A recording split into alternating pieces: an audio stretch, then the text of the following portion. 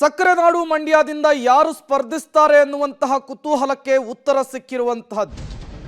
ಮಂಡ್ಯದಲ್ಲಿ ನಿಖಿಲ್ ಕುಮಾರಸ್ವಾಮಿ ಸ್ಪರ್ಧೆ ಮಾಡ್ತಾರಾ ಅನ್ನುವಂತಹ ಪ್ರಶ್ನೆ.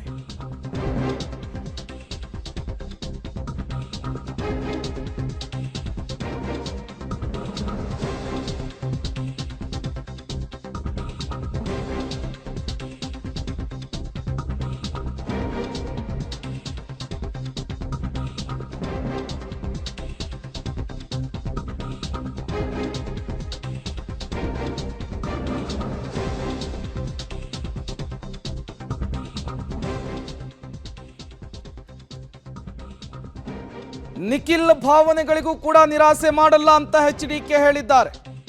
ನಿಖಿಲ್ ಸ್ಪರ್ಧೆಯ ಬಗ್ಗೆ ಮಹತ್ವದ ಸುಳಿವನ್ನ ಕೊಟ್ಟಿದ್ದಾರೆ ಮಾಜಿ ಸಿಎಂ ಎಚ್ಡಿಕೆ.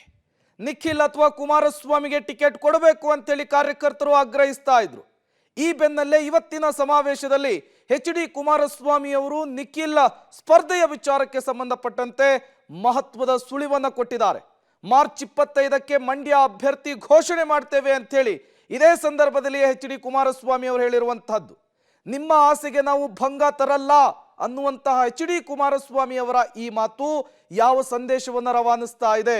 ಮತ್ತೊಮ್ಮೆ ನಿಖಿಲ್ ಕುಮಾರಸ್ವಾಮಿ ಅವರೇ ಮಂಡ್ಯಕ್ಕೆ ಪ್ರವೇಶ ಮಾಡ್ತಾರಾ ಅನ್ನುವಂತಹ ಮಹತ್ವದ ಪ್ರಶ್ನೆ ಒಂದನ್ನು ಮುನ್ನೆಲೆಗೆ ತಂದಿದೆ.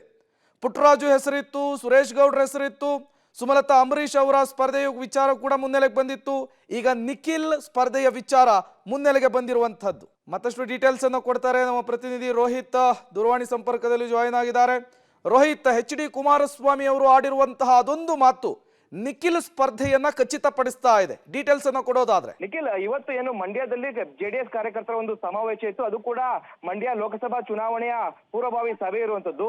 ಈ ನಿಟ್ಟಲ್ಲಿ ಎಲ್ಲರೂ ಕೂಡ ನಿಖಿಲ್ ಕುಮಾರಸ್ವಾಮಿ ಅವರೇ ಅಭ್ಯರ್ಥಿಯನ್ನ ಆಗ್ಬೇಕು ಅನ್ನೋ ನಿಟ್ಟಲ್ಲಿ ಸಾಕಷ್ಟು ಒತ್ತಾಯವನ್ನ ಮಾಡ್ತಾ ಇದ್ರು. ಸಭೆಯ ಉದ್ದಕ್ಕೂ ಕೂಡ ಅದೇಯನ್ನ ಹೇಳ್ಕೊಂಡ್ ಬರ್ತಾ ಇದ್ರು. ಆದ್ರೆ ನಿಖಿಲ್ ಅವರು ನನಗೆ ಸ್ಪರ್ಧೆ ಮಾಡಕ್ ಆಗಲ್ಲ ಅಂತೇಳಿ ಹೇಳಿದ್ರು. ಆದ್ರೆ ಕುಮಾರಸ್ವಾಮಿ ಅವರ ಭಾಷಣದಲ್ಲಿ ಸ್ಪಷ್ಟವಾಗಿ ಇರುವಂತದ್ದು ಅಂದ್ರೆ ನಿಮ್ಮ ಆಸೆಗೆ ನಾನು ಯಾವುದು ಕೂಡ ಭಂಗ ತರಲ್ಲ, ನಿಮ್ಮ ಆಸೆಯಂತೆ ಕೂಡ ನಾನು ನಡ್ಕೊಳ್ತೀನಿ. ಇದೇ 21ನೇ ತಾರೀಕು ನನಗೆ ಹೃದಯದ ಒಂದು ಸಂಬಂಧಪಟ್ಟಂತ ಒಂದು ಆಪರೇಷನ್ ಇದೆ. ಆ ಒಂದು ಆಪರೇಷನ್ ಮುಗಿಸ್ಕೊಂಡು ಬಂದಂತ ತಕ್ಷಣವಾಗಿ 25ನೇ ತಾರೀಕು ನಾನೇ ಕೂಡ ಘೋಷಣೆ ಮಾಡ್ತೀನಿ.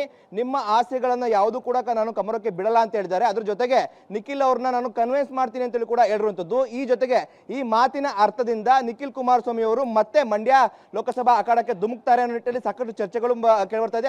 ಅದೇ ರೀತಿಯಾಗಿ ಜೆಡಿಎಸ್ ನ ನಾಯಕರು ಸಹ ಸ್ಪಷ್ಟವಾಗಿ ಹೇಳಿದ್ದಾರೆ, ಕುಮಾರಸ್ವಾಮಿ ಅವರು ತಪ್ಪಿದ್ರೆ ನಿಖಿಲ್ ಅವರು ಬರಬೇಕು ಅಂತೇಳಿ. ಇದೀಗ ನಿಖಿಲ್ ಅವರ ಒಂದು ಸ್ಪರ್ಧೆ ನಾನು ಕನ್ಫರ್ಮ್ ಮಾಡ್ತೀನಿ ಅನ್ನೋ ಲೆಕ್ಕಾಚಾರದಲ್ಲಿ ಕುಮಾರಸ್ವಾಮಿ ಅವರು ಹೇಳಿರುವಂತದ್ದು. Prem. Okay, thank you Rohit ತಮ್ಮೆಲ್ಲ ಮಾಹಿತಿಗಾಗಿ.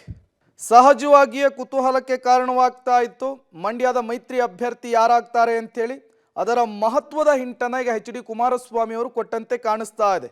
2019ರ ಚುನಾವಣೆಯಲ್ಲಿ ಕಾಂಗ್ರೆಸ್ ಜೆಡಿಎಸ್ ಮೈತ್ರಿ ಅಭ್ಯರ್ಥಿಯಾಗಿ ನಿಖಿಲ್ ಕುಮಾರಸ್ವಾಮಿ ಅವರು ಸುಮಲತಾ ಅಂಬರೀಶ್ ವಿರುದ್ಧ ಸ್ಪರ್ಧೆಯನ್ನು ಮಾಡಿದ್ರು.